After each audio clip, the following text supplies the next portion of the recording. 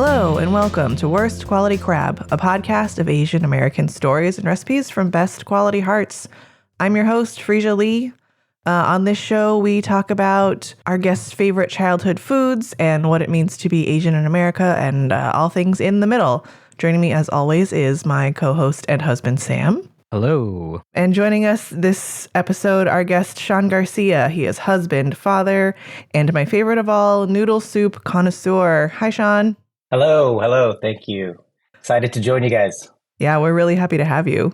Let's just dive right in, Shaun. I think you have a dish that a lot of our listeners will relate to, probably your unique story about it. What are you bringing us today? What are we talking about? Where were you eating it? Who was cooking it? Today, we'll be talking about probably my favorite soup of all Filipino soups, Sinigang. And there are many variations to it. Two, either a seafood version or kind of the more traditional pork. The one that I want to focus on is the pork Sinigang, but a lot of my childhood memories do involve the seafood one as well.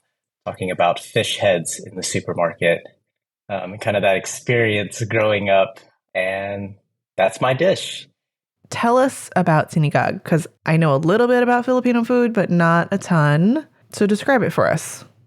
I think the easiest way to describe it is tangy or tart, usually tamarind-based sour soup that's native in the Philippines.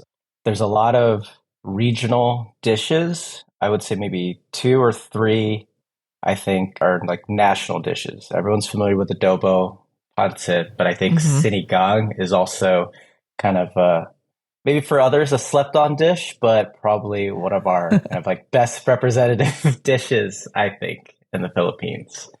It's cooked again either with some sort of protein like seafood, shrimp and fish could be combined, but more commonly you can make it with pork with a variation of different vegetables. Bok choy or kangkong. It's this type of kind of like water spinach is in there, along with eggplant. I like to put daikon. I don't know if it's traditional, but my parents always put daikon in it. But also people put taro root, which kind of thickens it a little bit. Oh, okay. Yeah. And okra. Okra is also a big part of it. So there's a ton of random vegetables if you think about it, but in my head, it makes sense. Yeah. And while I do love adobo growing up or eating it now, I'm always trying to put a vegetable in it because it's just pork fat, soy sauce, and vinegar.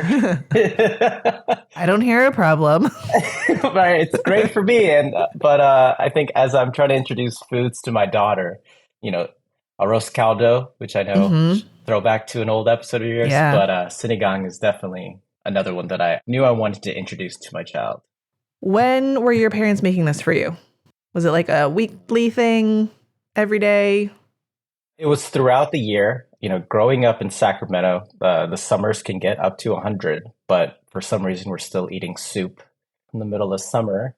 But I would say it was definitely, the changing of the seasons. I would say when fall was coming in, where it was getting a little bit colder, later in October, November, that's where I can just like seeing my parents starting to put together the dishes. And my dad had a system of washing the vegetables, pre-cutting them, and in the big kind of green or yellow strainers that you get at the Asian markets. When I saw the array of vegetables, I knew that we were going to have Sinigang just based on the different produce. So we would definitely have it, I would say maybe at least once a month, because you could switch it up from pork or seafood.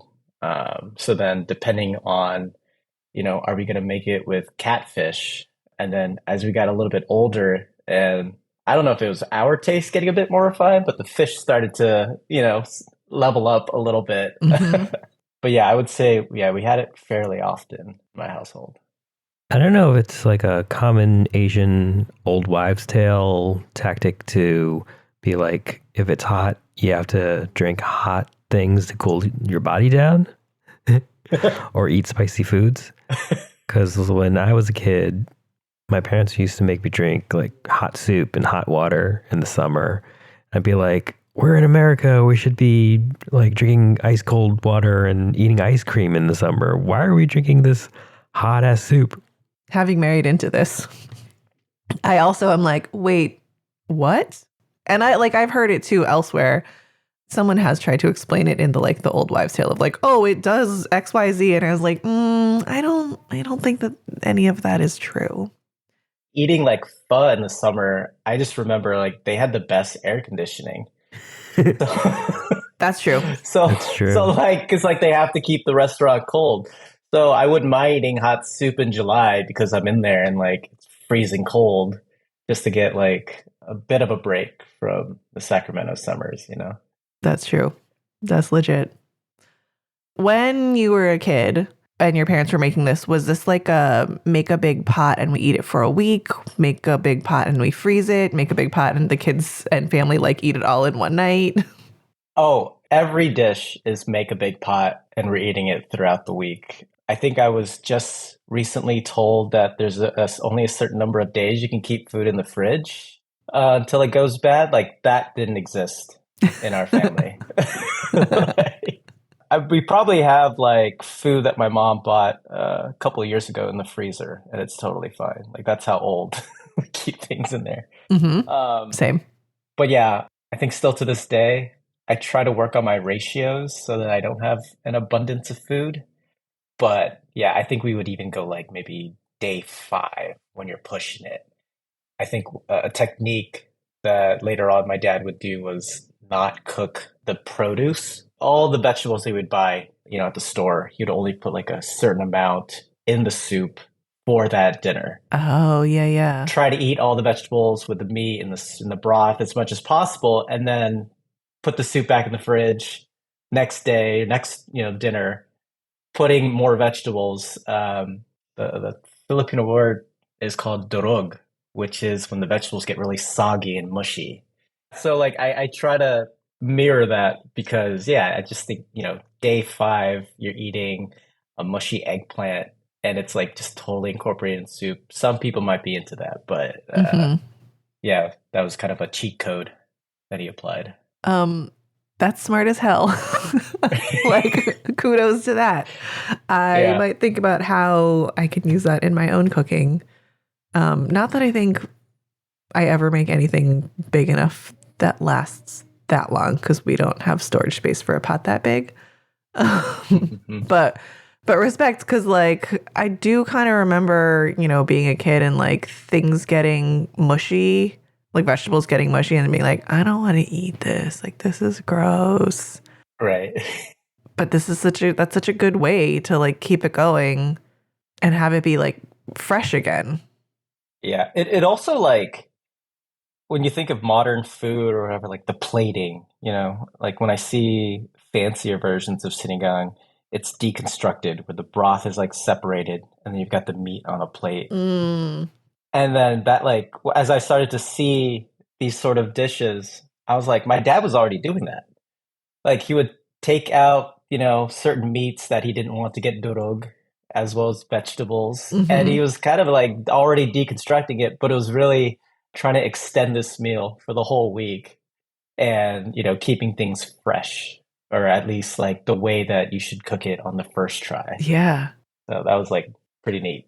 That's awesome. Kind of recurring theme on this show, but like, are old people really the inventors of the like fancy deconstructed something? They just kind of did it in Tupperware and like old reused containers. 100%. Because like, the chopped vegetables, or you think of mise en place or whatever. I think my dad would, and my mom too, they would chop too many vegetables.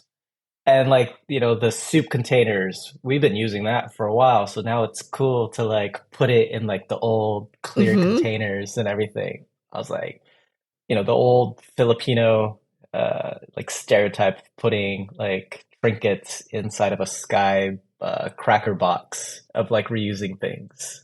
100%. We've been doing this for a while.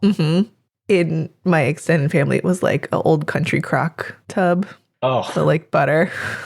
I was like, what's going to be in here? Anybody's guess. Curry, probably.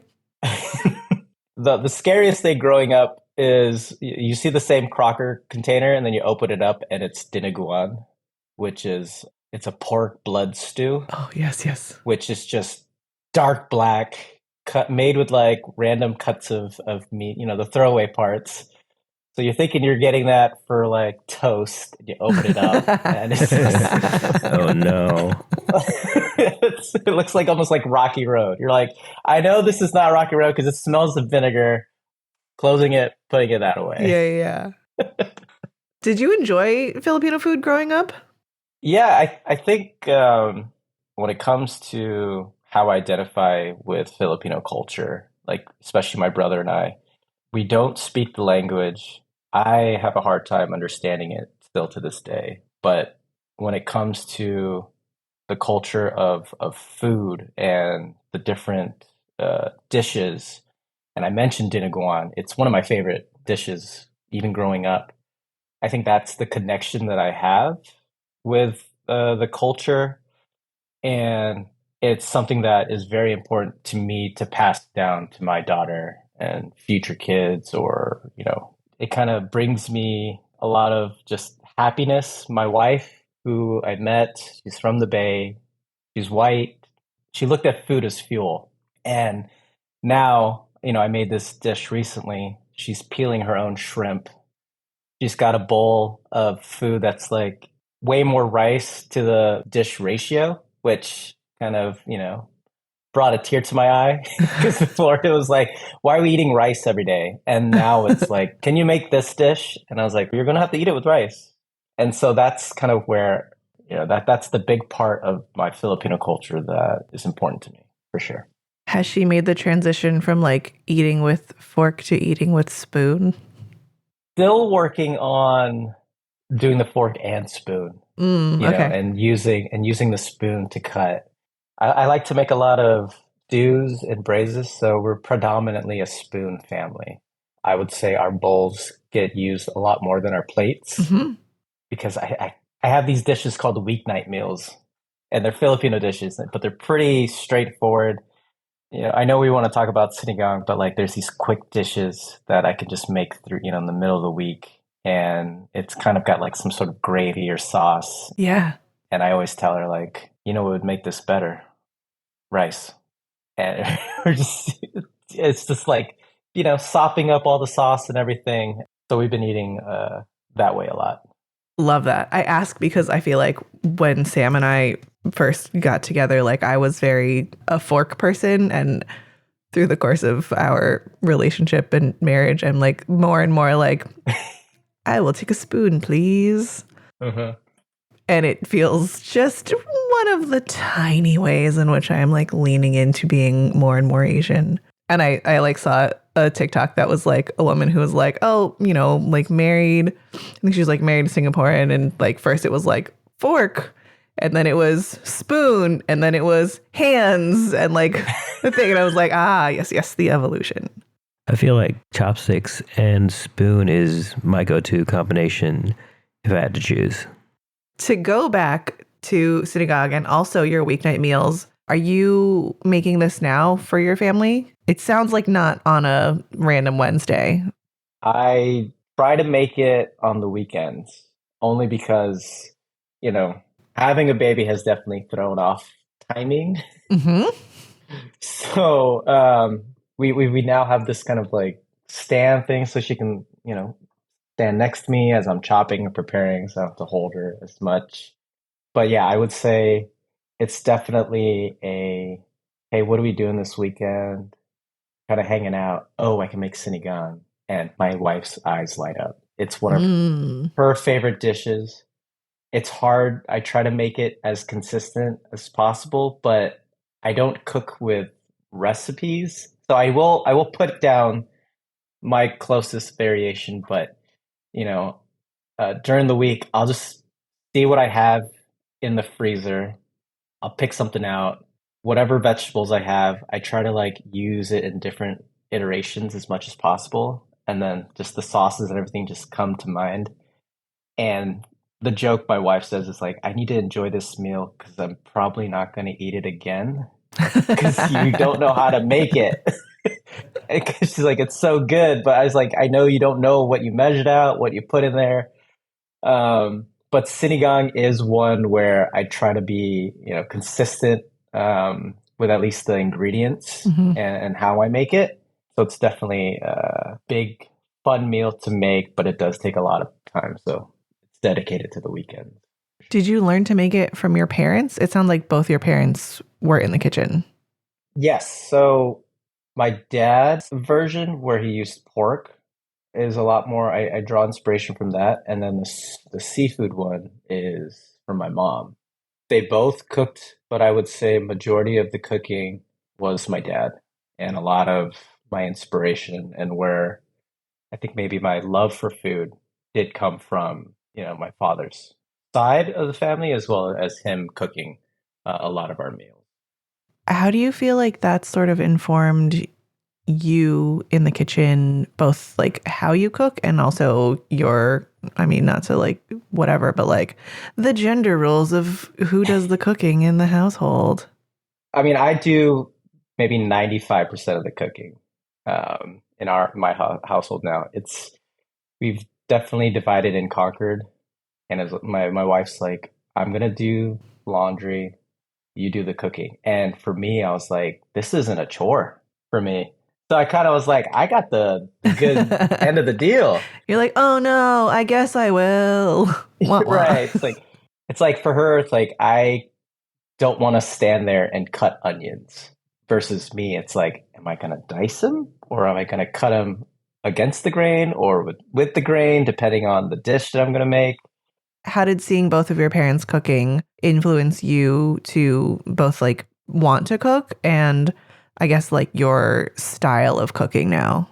With my dad, he never measured anything. And I think that's probably where I got it from him. Like learning how to make adobo, he would always say, like, put the vinegar last and, with the ladle of your spoon, pour a little bit, put it in there and taste. And then just keep going until it tastes right. And then for someone who doesn't know how to make it, it's like, what does taste right mean? And it's just like a memory. Mm. So a lot of my cooking is just built off of the memory of how my mom or how my dad made it. And for some who want, I get asked like, what's your adobo recipe? How do you make it? And I honestly go like, you're asking the wrong person because I don't even know if I'm making it the right way, but I'm just kind of doing the way my dad cooked. And I think the whole eating leftovers and making a big pot, I've held off as long as I could from getting a lot of the big pots for my mom because I don't want to have a ton of leftovers, but I do like make enough for, my wife and my daughter for like maybe 2 days. If I go 3, then I'll freeze it. And I think with my parents, they never froze the meals. It was very much, we're going to eat this until we can't anymore. So I would say that kind of is a deviation for me. Is it because you just get tired of it, or is it you don't want to be eating the same thing for a long time? Well, I think like growing up, like it's kind of funny when I eat Filipino dishes. My wife gets super excited. She's like, "Why don't we make this more?" And it's like, because I just want a cheeseburger. Like growing up, like Filipino food, like the dishes that are now maybe like really popular, like those were like staple meals. And then, as a kid growing up, it's like, I want the cheeseburger. I want some pizza. I like the variation. So I can't go maybe 4 or 5 days. But at the same time, if I can freeze it and I know it's going to freeze well, like I'm keeping that on the side. So that's kind of where, at least for me, that's how I save foods. It's just, variety is the spice of life. Totally. This is like a super practical logistics question that is strictly for me and anyone who can benefit from this. But like, I struggle with, I don't think to defrost something to eat it again. I'm just like, yeah, we're going to freeze this for later. And then it goes in the freezer. And then X amount of months, whatever, later, I'm like, oh, I forgot we had this. And like, how are you doing this? Like, what is your system? Because I think our freezer could use a little help. Okay, I guess I should be honest since I'm on a podcast. I don't always practice what I preach. So I like Love the it. idea, uh, but now is there a clear container of chili that I made in the freezer that I kind of push to the side when I'm getting other things? And I think it's maybe coming up to 2, 3 months. Will I end up throwing it away? Who knows? Right. But it's the idea. Honestly, months sounds fine. You could have said years, and I'd be like, that sounds a bit familiar. I will say the what I'm really good at is when it comes to that kind of like, do you go back to the freezer? I will make broth. Like during COVID, I got really crafty in terms of like you only go into the store like once every 2 weeks or 3 weeks because you just didn't want to, at that time. Yeah. And so I would save the scraps from like a carrot peel or the butt end of an onion. Instead of throwing it away, I would just put it in a Ziploc bag. And then when it finally just took over like 2, 3 bags, I would then boil it, make a stock or some sort of broth with it. I didn't know what I was going to make with it, but there's a lot of free time. I'm going to make this soup, reduce it, and if I'm going to make a soup that may not necessarily need a vegetable broth, but it's like, hey, I've got this extra flavor. Let's figure out something with it. Or, I got a bunch of shrimp shells. Let me make a stock with it. Oh, I can use that in the seafood sinigang. Mm. So that's something that I still do to this day. And I definitely reach for those in the freezer. But the leftover foods, hit or miss. Fair. Yeah. I mean, I think somewhere we too have a frozen bag of like chicken bones that we're like, someday. And then we just never got enough together. Dude, I just threw one away because it was in the freezer. I mean, I think we basically just have to like start from scratch on this and just clear out and try again. But kudos to you. Very impressed by actually following through on saving all of the scraps. I have like dreams of that where I'm like, oh, why am I composting this onion butt and the like carrot peels and these potato peels when I could turn them into something, and I will never do it. So it goes in the compost. Yeah. But lofty goals. But good for you. I love that. Maybe I'll pick up the mantle. When you're making this, are you typically making pork more or seafood? So that's actually a great question because I think when I first started dating my wife, she didn't eat meat. Oh. And when we were first dating, I told her point blank, I was like, I don't think this is going to work out. Because I was like, pork is such a big thing in our culture, for better or worse. And we compromised. And she's like, well, I like chicken wings. And I was like, okay, I love chicken wings. We could work with that. So early on when I would make this dish, actually even to go far back, like when I was still in San Francisco making it solo, I think pork was definitely the one that I gravitated to the most. And I don't know if my roommates liked that I had like a big old pot in the fridge that I would just eat for a couple of days. I got a little bit better at putting it into containers. But with my wife, when I, would make this dish, I would definitely do the seafood variation a lot more. I even would go so far as peeling the shrimp ahead of time because I knew that she didn't want to get her hands funky. Oh, that's true love. Right? Yeah. Some people don't appreciate that, but I think my cousin said this at I think it was like at my dad's wake, where there was a big pot of shrimp in the sinigang, and my cousin peeled it for her because like I was busy or something like that, and it's like yeah, Shaun should be peeling your shrimp. That's what true love is. It's like, is this specifically like a Filipino thing? I don't know. I mean, I will say that I forgot about this actually until this moment. Before Sam and I started dating, we were having dinner like with a group of friends, and we were like, oh, let's share this plate of ribs, a notably shareable food. But we did for whatever reason. And he started like cutting the meat off the bone for me. And it was while we were like friends and we weren't dating. And I was like, Ooh. okay. Excuse me, are you flirting with me? Right? It's just common hospitality. Wow. Is it though? Or is it the sign of true love? No, it's a sign of true love. Mm-hmm.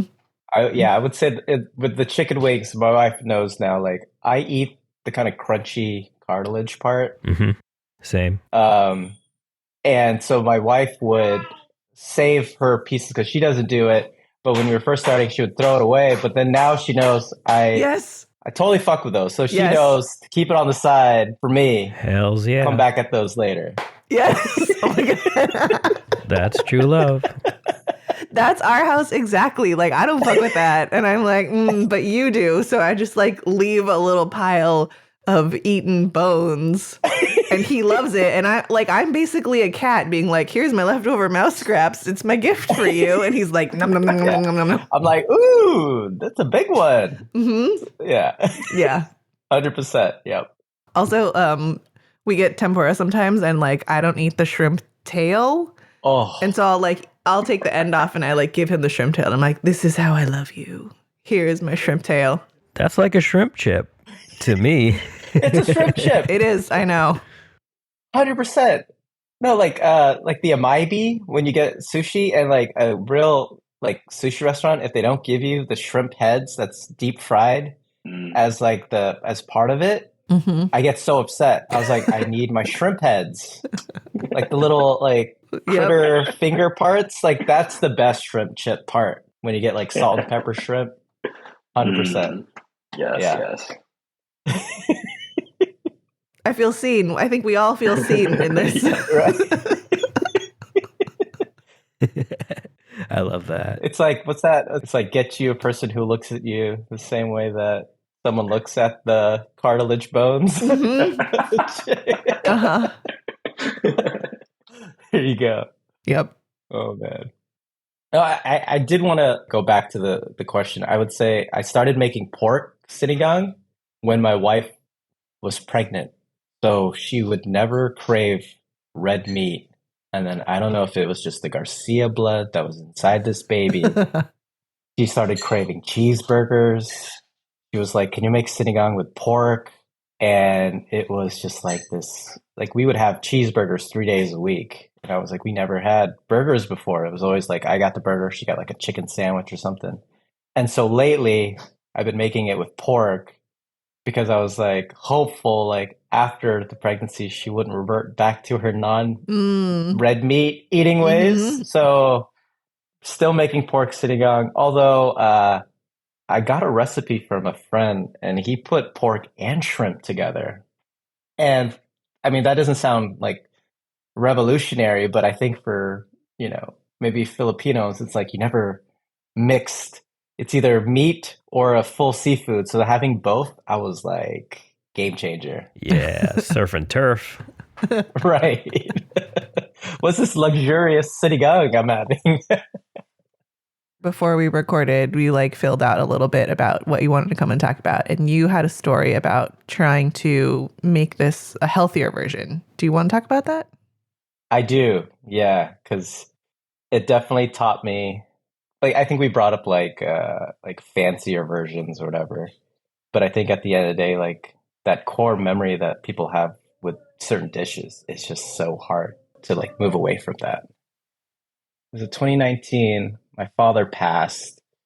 He had a heart attack. This was before COVID. And prior to him passing, his kidneys weren't doing so well. He was still in good health or good spirits, but definitely, we were kind of having those conversations of kidney transplants and kind of what that would look like. But, in 2019, had a heart attack and didn't make it.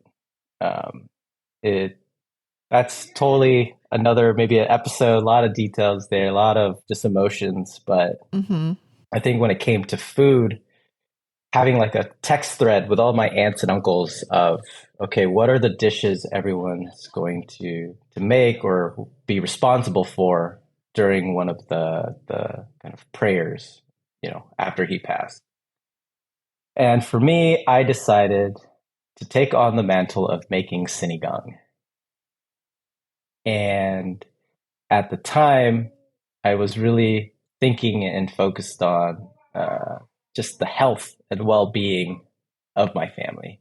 Mm-hmm. Because while we were in the hospital, so many relatives would come into the waiting room and they would bring food while, my brother, my mom, and I were staying there. And even though, we appreciated it, they would bring like fried chicken. They would bring the dishes that weren't necessarily healthy. But in my mind, I was thinking like, you know, not to blame it solely on food, but like the health and the food that we eat. Maybe we eat it too much. We need to like clean things up. That was kind of my whole mindset. Mm-hmm.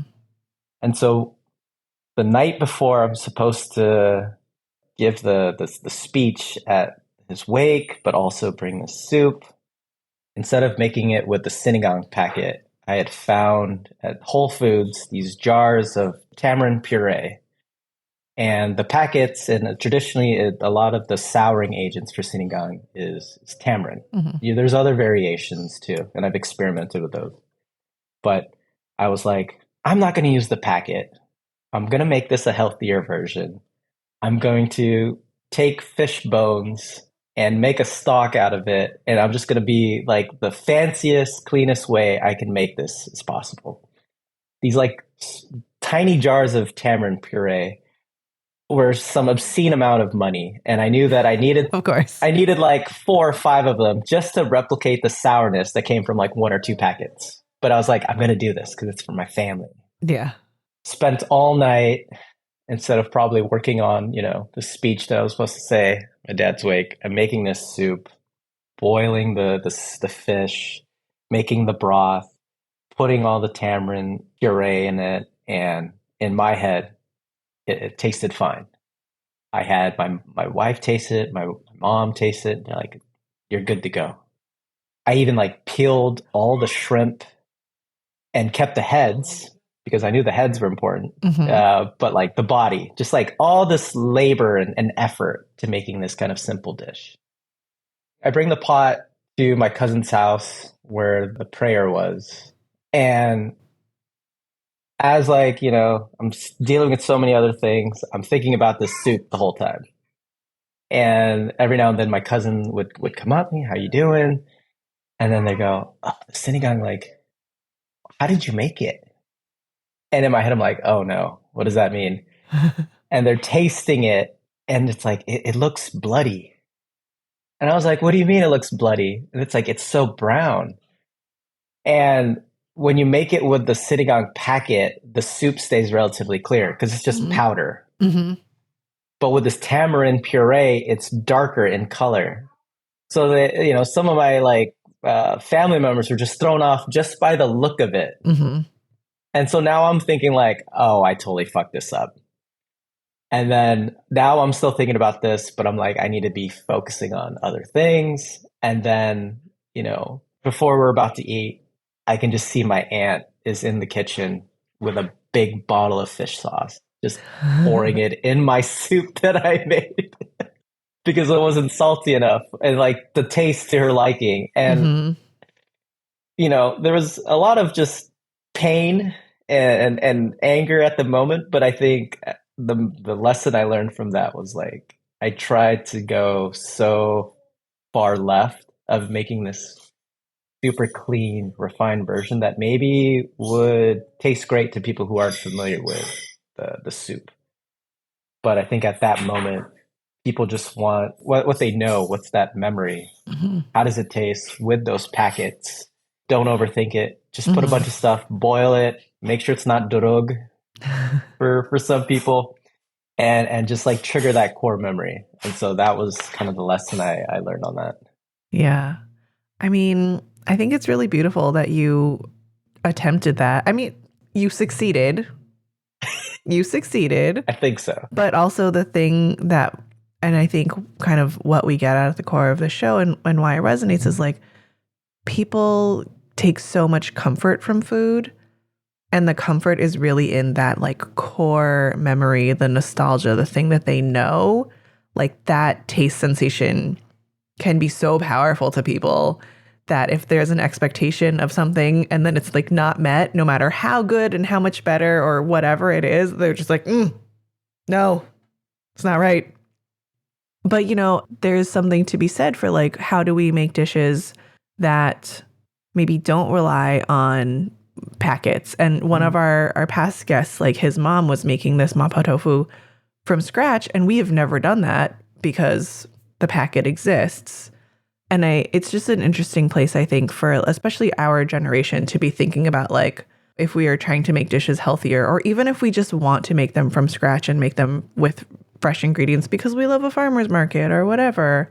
Right. You know, what is that like? And what does that mean to our own sense of memory, like what we're passing down and how, like, if you were, you know, to continue making it that way and then you taught your daughter, like, which way would you teach her, or like what's real for her, you know? I think that was the internal struggle because, like, I think at the end of the day, the one that I would make her probably is going to lean towards the packets because, like you said, the memory is kind of trumped that. And when I go camping with my cousins, you know, I'm now part of the older cousin crew that has to feed the younger cousins. And, you know, my older cousin would make a big pot of sinigang, and we're not boiling and mashing fresh tamarind to make the souring agent. We're going to just use the packets because it's just more convenient. I think that's kind of what it boils down to. But also at the same time, when I was kind of in this crusade of trying to make it healthier and more modern or local, being Filipino American, I did a lot of research of like what souring agents are used in this soup.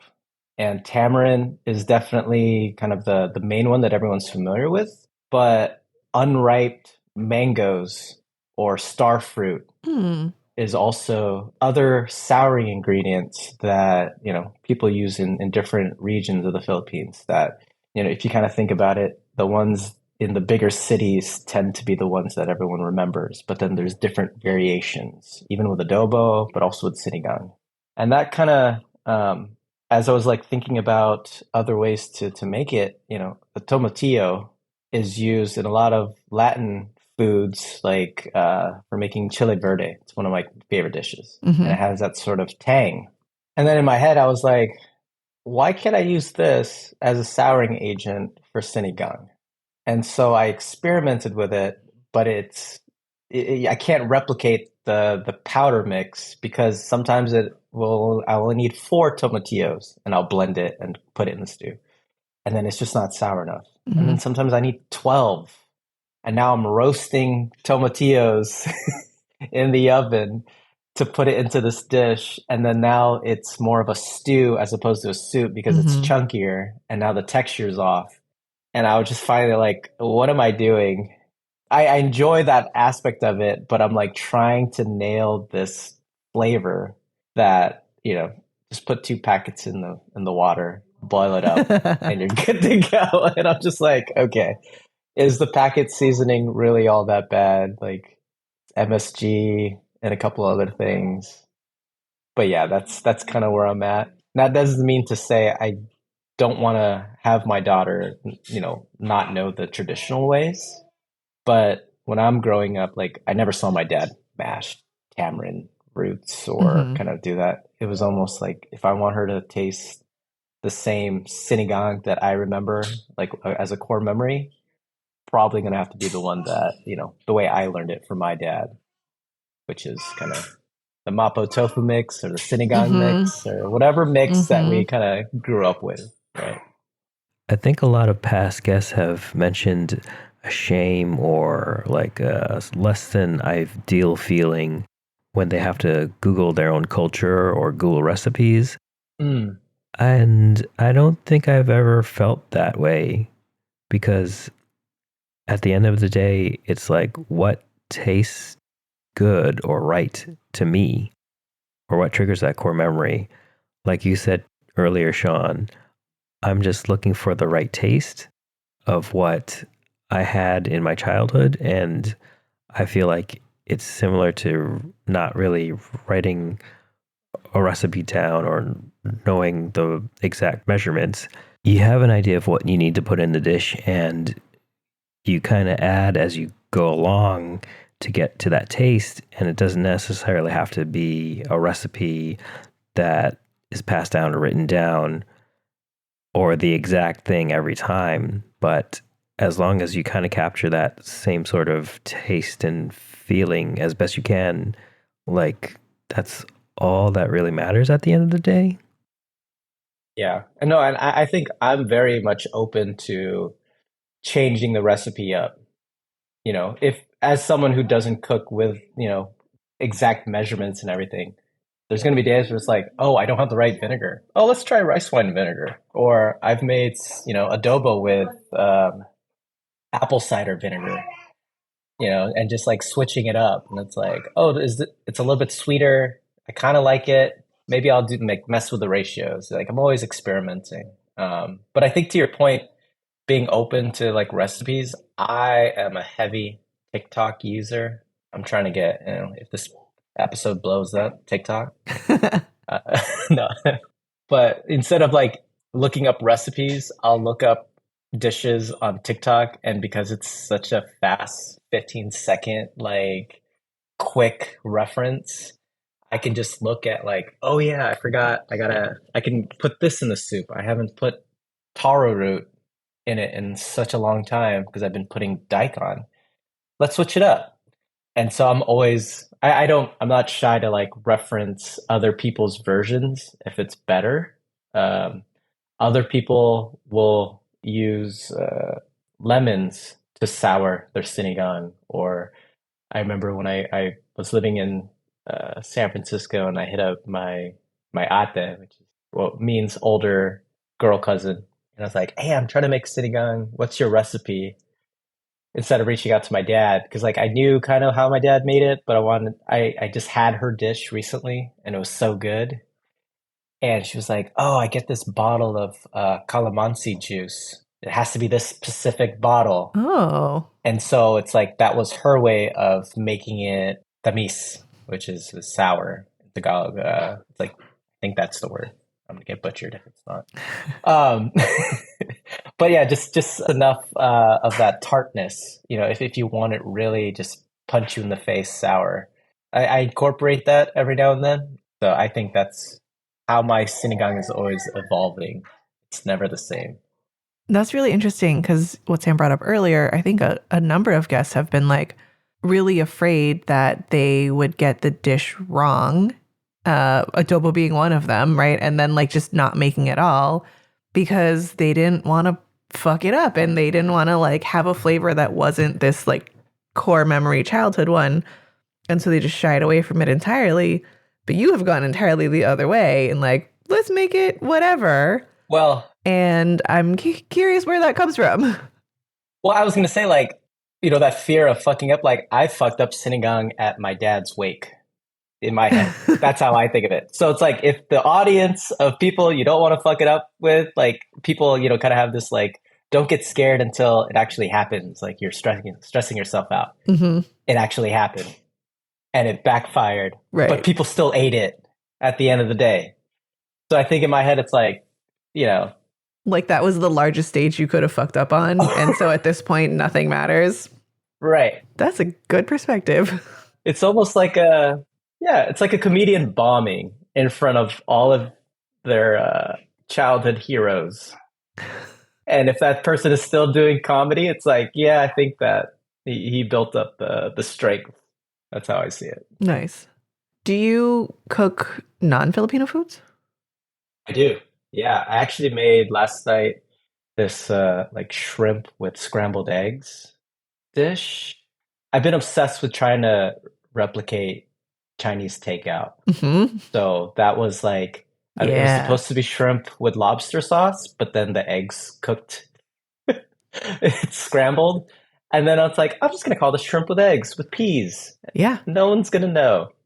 We love that, actually. Yeah. I've also like been cooking a lot of Korean food.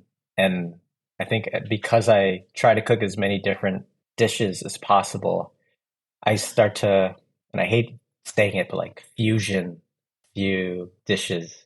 There's this other Filipino soup called nilaga.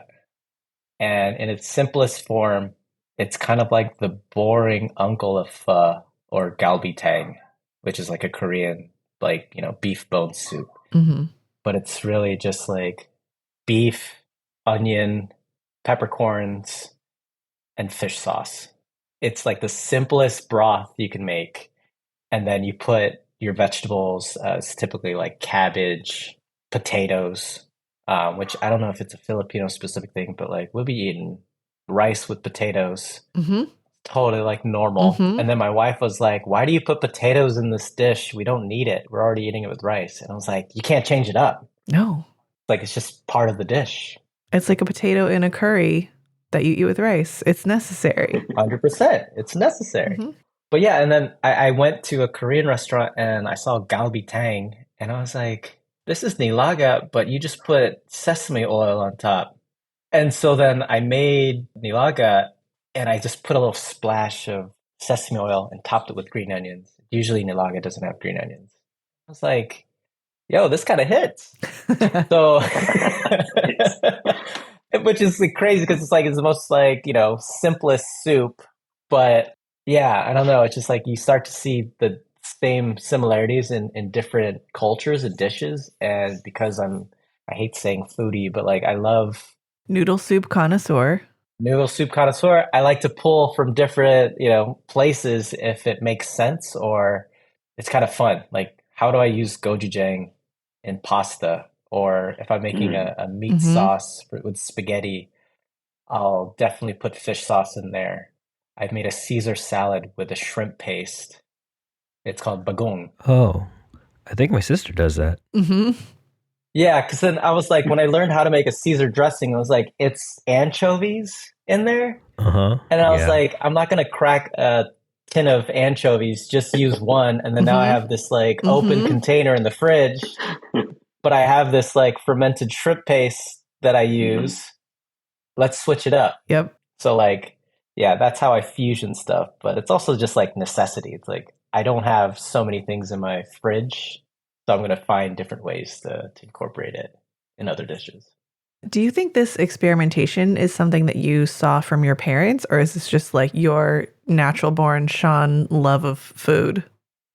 I would say my parents were more traditionalist, and I think I picked this up probably watching a lot of Food Network and seeing just what foods can be done. This is probably an embarrassing story, but I thought I created kimchi fried rice. Like, Say more. yeah. Well, this is thankfully before Instagram. I think I might have posted it on Facebook when like back in the day. But yeah, I was just at home. Typically, Filipino fried rice is just like a garlic fried rice, and then I had kimchi in the fridge, and I still would like to incorporate some sort of veggie or whatever. And I think I had like spam. I usually just do a spam, eggs, and rice. But then I was like, I'm gonna toss this kind of old looking kimchi, chop it up, and put it in the rice. And I just remember how proud I was, thinking I just did something. And then I was just, later on, with social media and videos and just even going to college and just like having a Korean roommate. And I was like, bro, you didn't invent it. We've been doing this for a while. Wait, that was pre-college? That's pretty good. This is pre-college. That's pretty good for a high school student to be like, you know what I'm gonna do? Mm-hmm. Yeah. So kudos on that. Thank you.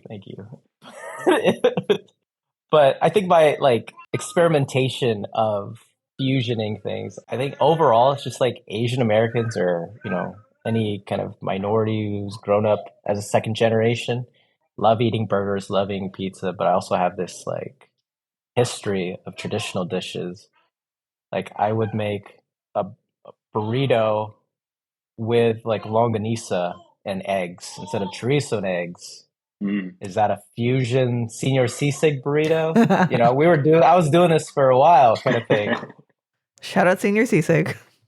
Yeah, for sure. But yeah, it's just, I think wanting to have tortillas in my house so that I can make a quesadilla, you know, like I didn't have to like act, like I didn't have to beg my parents, but it was just like, you know, I'm only going to use this. My brother's only going to use this. My parents aren't going to make Mexican food. It's always going to be either Filipino food or we're eating Chinese takeout, or they're going to make some sort of dish that maybe leans a little bit more Chinese variation. But yeah, when you have a fridge full of leftover Filipino food and then kind of like a quesadilla or like something that you're going to get a little experimental. Nice. How do you feel like this informs you cooking for your daughter and like what you see for like how she'll, I guess, grow up with your cooking? I want her to taste the original flavors first before I experiment with anything. That's not to say like I'll make something and make like a 1-year-old version of it or whatever. But I would say a lot of the spices and the intense flavors have taken a step back now that I have a daughter because I don't want to have something that's so salty or so overpowering Mm-hmm. for her palate quite yet. Because like my wife will share a lot of TikTok videos of like influencers who are making these like tiny pancakes and like these perfectly like cooked meals. And I go, I'm gonna make sinigang and I'm gonna just chop up what we're having and put it in a bowl. And she's gonna have the exact same thing we're eating, but just maybe like the vegetables are cooked a little bit smaller. The vegetables are more durog, Mm-hmm. which goes against everything we do, but for a baby, totally fine. Perfect. Um, so in a way, without even maybe trying, like she's learning the flavors. Hopefully, like that'll stick. But that's kind of how I've been approaching it. And then as she gets a little bit older, it's like, okay, do we want to maybe start adding back chilies into certain dishes? Get her like spice tolerance, maybe not. That's kind of how I've been feeding my kid. That's not to say I'm not feeding her like non-Filipino food. Like she'll still have her SpaghettiOs or still have like I think we had like pizza 2 nights ago from Costco. I just like cut things up and like Yum. Costco pizza is the it's best. gonna happen. It's fire. Yeah. It's great. It was actually a friend's kid's birthday and he ordered way too many pizzas. And so as like my daughter had the goodie bag, the adult goodie bag was like a whole pizza. Yes. Oh, he that got is to the take best home. birthday party. So I was like, yeah, we'll take one. Yeah. We left a party that way one time and I was like, hands down, best party. Thanks, guys. It's great. Yeah. Mm-hmm. What has she been into lately? Are there any surprises or things that caught you off guard? She's a trick baby. I think that's what they call it, where like they're super calm. They make you think like, oh, this parenting is easy.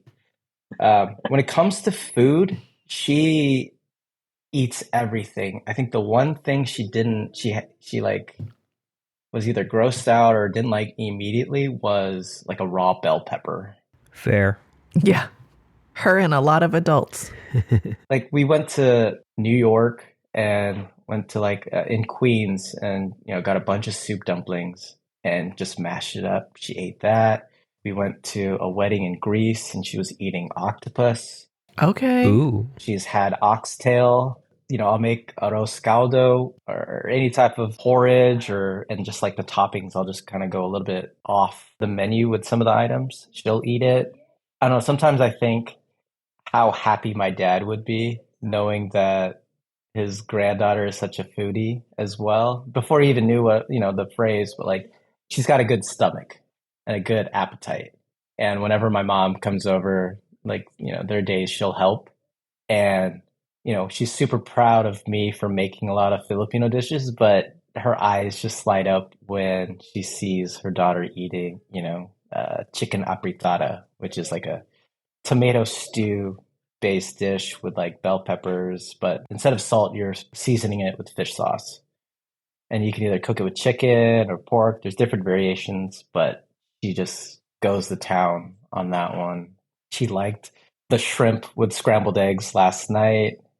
I just look at it as like we're very blessed to have such a connoisseur of foods for a child.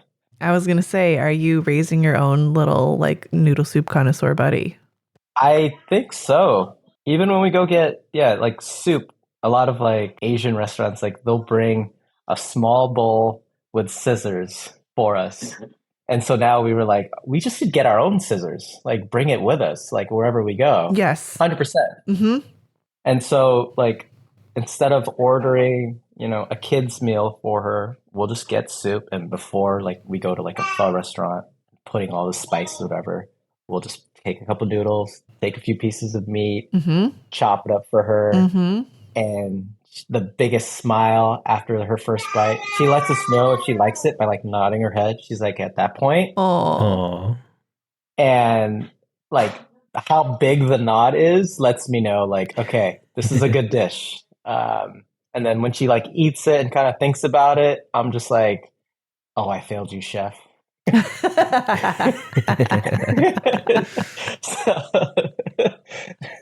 I think the only thing I don't want to introduce to her is probably sushi, just because from a price standpoint, that's just like... I was going to say it's too expensive. Like, this is going to be one of those things like, oh, no, you don't want this. Yeah. This is going to be bad.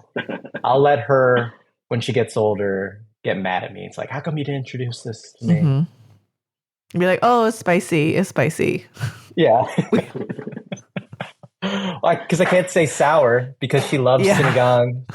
The sour fruits, like when a strawberry isn't ripe yet, we'll eat it. I'm like, oh, it's not ready. But then she'll eat it and she'll make a face and then she'll want more.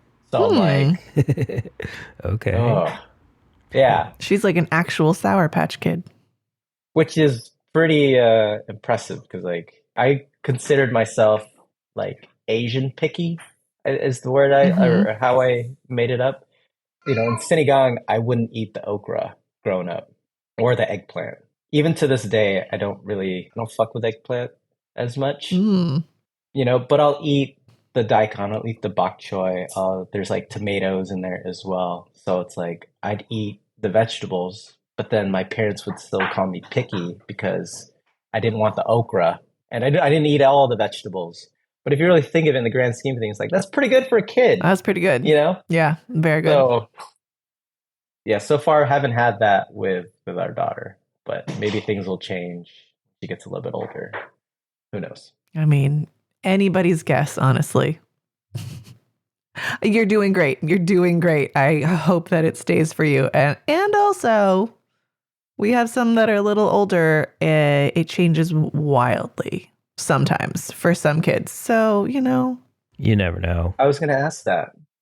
Like, do you guys sort of have that kind of struggle of feeding your kids traditional dishes as they've grown a little bit older, their palates are fine, you're fighting against the box mac and cheese and pizzas of the world?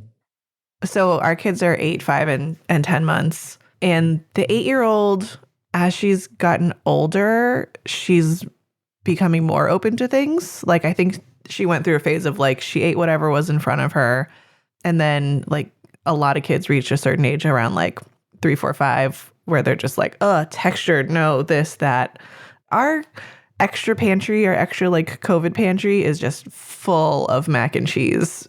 Should it ever, we ever encounter anything, like we're good for another 5 months of mac and cheese. But she's starting to eat more things now, and she's starting to like enjoy, I think, some of the things that we're cooking that are a little bit more either traditional dishes or just like things that we grew up with, and also vegetables. The 5-year-old is still in that sort of like mac and cheese, but no leftover mac and cheese, and like pizza, but only a little bit. And like she's kind of pickier at home, but she also went to a preschool where they were like, here's your lentil curry. And she's like, no, great. So a lot of it is also just like environmental. But, I think we know that like some days it's going to hit and some days it's not. And it might be the same thing that we made a week ago and it's like, not today. And that's just kind of how we roll with it. And I think, to your point about being Asian picky, like there was also for me, and I don't know about you, Sam, we've kind of talked about this, but like the pressure to like finish your food and we don't put that on them. There's no like, there are starving kids in fill in blank.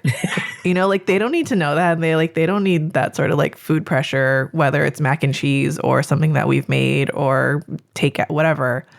And just, I think also for me, kind of realizing and recognizing that like they're just their own little people that get to have tastes and preferences. And just because I think something's good doesn't mean they're going to, and like letting that be okay. Yeah. Which can sometimes feel hard because I'm like, but this is so good. Why are you wasting this? Fine, I'll eat it. But yeah. I'm incorporating that as well. Because like, yeah, growing up, it was like the clean plate club, Mm-hmm. We all had to sit together for dinner, the four of us. It was just like my brother and I, my mom and dad. The TV was off, but later on when we got a little bit older, we would have the TV on, but it was very traditional. You finish your food, and then, my brother and I would wash the dishes afterwards. And then we would argue like, okay, who's going to rinse the plates? And then who's going to actually wash them? Because like you couldn't just use the sponge on food encrusted plates. You had to scrub that off first and then wash it with the sponge so that the sponge doesn't get smelly. I don't know if this is traditional Asianness, but like that's just like traditions that we have to practice. But like now I'm like, if you don't want to finish your food, don't worry about it. We have a dishwasher. I'm pro dishwasher now. Maybe rinse off a little bit of the hard stuck stuff. But yeah, we got to break these random traditions that that's also a crusade of mine. I mean, not finishing your food is like actual generational cycle breaking. Right? It just is.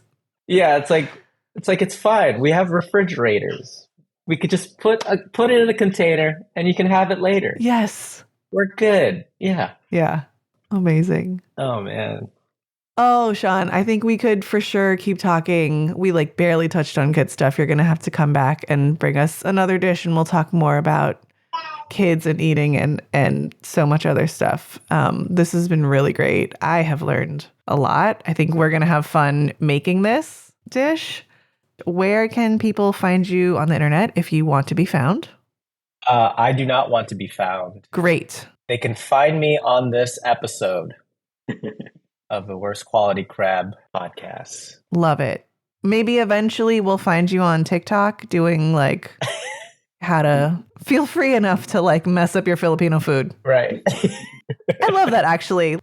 I think that's it for you. Okay. I'll take that series on. I mean, I'll post food pics every now and then on my private Insta, but my daughter has taken over. Oh, yeah. Fair. So it's now a child appreciation club. We have those. Got to combine the two. Yeah. I do think that there is something here that like you have figured out the way to not feel shame and not feel embarrassment about taking on your own culture's food. And you have found like fun and permission in it. And I think that that's really valuable. I think we've had so many guests come on and they're just like, no, it's too much. I don't want to do it. And so I would just encourage you very gently in a TikTok space to like maybe explore that. That's all. I'll think about it. I don't know if sure TikTok career sure is you'll get your 5%. Awesome. Thank you. There it is. Thanks. Thank you again for being here. We've had such a good time. For listeners at home, we will try to get up Shaun's best approximation of his own non-measured recipe. Thanks, Shaun. We will talk to you another time, and listeners at home, until we talk to you on the next episode. Sounds good. Thanks, everybody. Thanks, guys. Bye. Bye.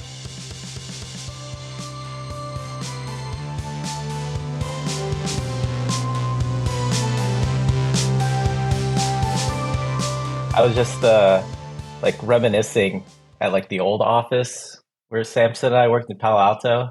Mm-hmm. There was like an email that got sent out about people taking leftovers to like wait for like people to eat. Because like I was it too. So I'm like, if I'm calling anyone out, it's Samson. Yeah. Me and him are like stuffing like to-go containers. And It was always me and Samson. I would just like give him the little nod. Mhm.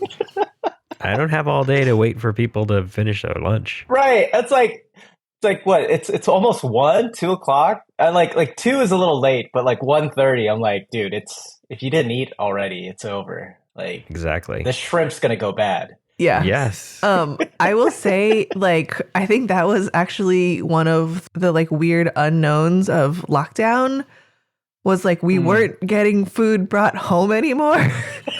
Oh, for real. And I was like, oh my God, all the like we used to like unknowingly or knowingly just like rely on those lunch leftovers, like, oh great, we've got dinner for us. And like even if it's feeding the kids whatever, mac and cheese, like we still had dinner covered. Or we could like pick something out of there to give to the kids. And then when like total lockdown happened and everyone was working from home, no leftovers were coming in. And we're like, oh my God, we just have to cook for ourselves and feed ourselves all of the time, like no supplemental anything. And it was just exponentially harder because it couldn't go in the fridge and just be like, oh, thank you, leftover lunch. 100%. Great. This Thai food. Love it. Oh, the one of the best days was like salad day. Because it was like shopping at a grocery store because you got like this abundance of raw vegetables that I could just like use for the week to stir fry or whatever. Or put it in a soup. Or put it in a soup or like a quiche at the end of the week if it's going bad, you know?